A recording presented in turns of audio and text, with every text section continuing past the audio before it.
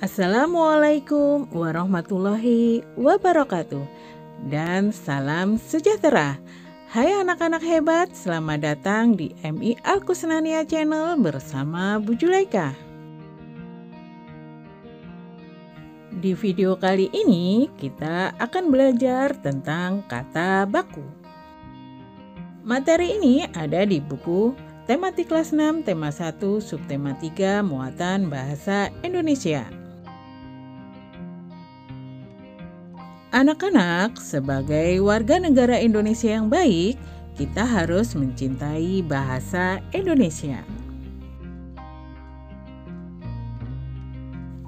Nah, bagaimana cara kita menunjukkan rasa cinta terhadap bahasa Indonesia?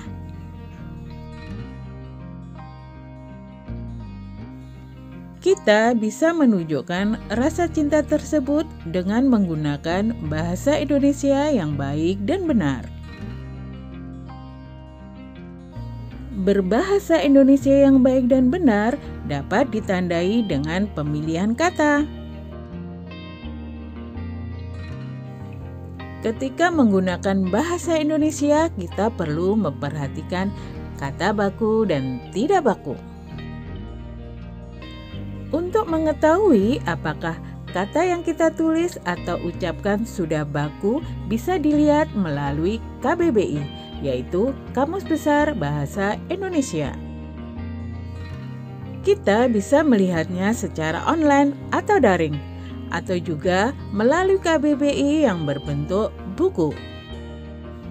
Jika kata yang ditulis atau diucapkan terdapat dalam KBBI, maka sudah dipastikan bahwa kata tersebut adalah kata baku. Sedangkan kata yang tidak baku tidak terdapat dalam KBBI. Hal ini karena kata tidak baku biasanya dipengaruhi oleh bahasa daerah atau bahasa asing. Meskipun sering digunakan saat mengirim pesan kepada sahabat, kata tidak baku tidak boleh digunakan dalam penulisan pesan yang bersifat resmi atau formal. Kali ini kita akan mencari tahu tentang pengertian serta contoh kata baku dan tidak baku dalam penggunaan bahasa Indonesia. Pengertian kata baku.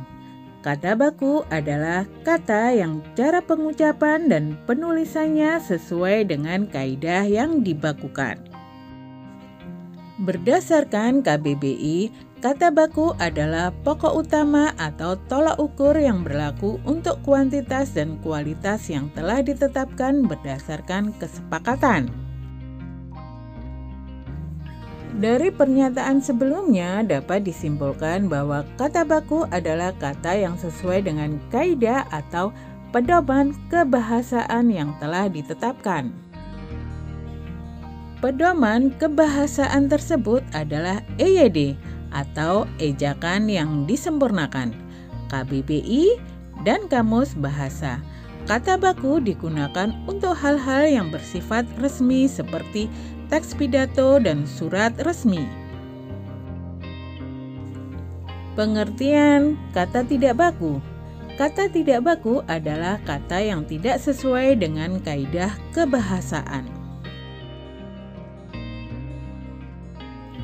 Kata tidak baku biasanya digunakan dalam percakapan sehari-hari atau untuk berdiskusi bersama teman.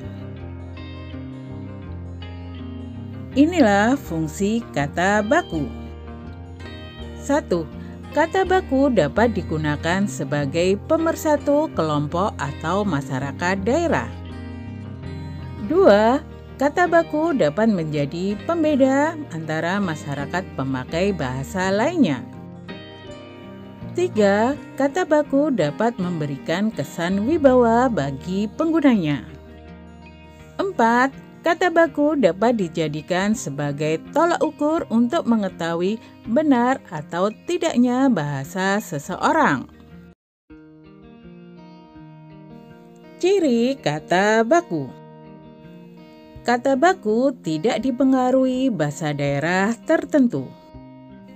2. Kata baku tidak dipengaruhi bahasa asing. 3. Bukan merupakan bahasa percakapan. 4. Pemakaian imbuhan secara langsung. 5. Pemakaian kata sesuai konteks kalimat. 6. Kata baku tidak mengandung makna ganda. Ciri kata tidak baku. 1. Biasanya digunakan dalam percakapan bersama teman. 2. Dipengaruhi bahasa daerah atau bahasa asing. 3. Dipengaruhi oleh perkembangan zaman. Contoh kata baku dan tidak baku. Satai, sate. Sekadar, sekedar. Antre, antri. Peduli, peduli. Apotek, apotik. Praktik, praktek. Aktivitas, aktivitas. Setelah belajar kata baku, kita beralih belajar kesimpulan. Kesimpulan adalah kalimat yang disampaikan dari beberapa paragraf bacaan yang kita baca. Kesimpulan bisa dijadikan hasil informasi akhir yang penting dari bacaan yang dibaca. Kesimpulan diperoleh dari menentukan ide pokok dalam kalimat utama dan informasi penting di kalimat penjelas. Setiap paragraf baru terbentuklah kesimpulan dalam bacaan. Ciri-ciri kesimpulan dalam bacaan. 1. Ada pesan yang ingin disampaikan kepada pembaca. 2. Menggunakan bahasa yang baik dan benar sesuai kosakata baku. 3. Kesimpulan dimulai dari khusus ke umum. 4. Kesimpulan tidak berbelit-belit. 5. Kesimpulan merupakan fakta dan jelas. 6. Dibuat dari ide pokok dan informasi penting dari kalimat penjelas. Anak-anak, kita sudah belajar tentang kesimpulan. Kini saatnya kita belajar membuat kesimpulan dari sebuah bacaan. Mari kita baca bacaan ini bersama-sama. Bunga melati putih berasal dari Asia Selatan. Tanaman perdu ini tumbuh di negara Asia Tenggara seperti Indonesia dan Malaysia. Bunga melati putih ditetapkan sebagai bunga nasional Indonesia. Melati putih mempunyai bentuk mahkota yang sederhana dan berwarna putih. Aromanya yang lembut menenangkan. Pemeliharaan melati cukup mudah. Susunan bunga melati menyirip dan berhadapan. Bagian-bagian bunganya terdiri dari tangkai anak bunga dan di ujungnya terdapat daun pelindung berbentuk benang berjumlah 7 helai, disambung dengan tangkai bunga. Bacaan ini terdiri dari 3 paragraf. Untuk membuat kesimpulan, maka kita perlu mencari kalimat utama di masing-masing paragraf. Dan kita menemukan kalimat utama di paragraf pertama adalah bunga melati putih ditetapkan sebagai bunga nasional Indonesia. Kalimat utama di paragraf kedua adalah melati putih mempunyai bentuk mahkota yang sederhana dan berwarna putih. Sedangkan kalimat utama di paragraf ketiga adalah susunan bunga melati menyirip dan berhadapan. Kita sudah mendapatkan kalimat utama di masing-masing paragraf. Langkah selanjutnya adalah mengumpulkan kalimat utama itu dalam sebuah bacaan. Dan kesimpulannya menjadi bunga melati putih ditetapkan sebagai bunga nasional Indonesia. Melati putih mempunyai bentuk mahkota yang sederhana dan berwarna putih, serta susunan bunga menyirip dan berhadapan.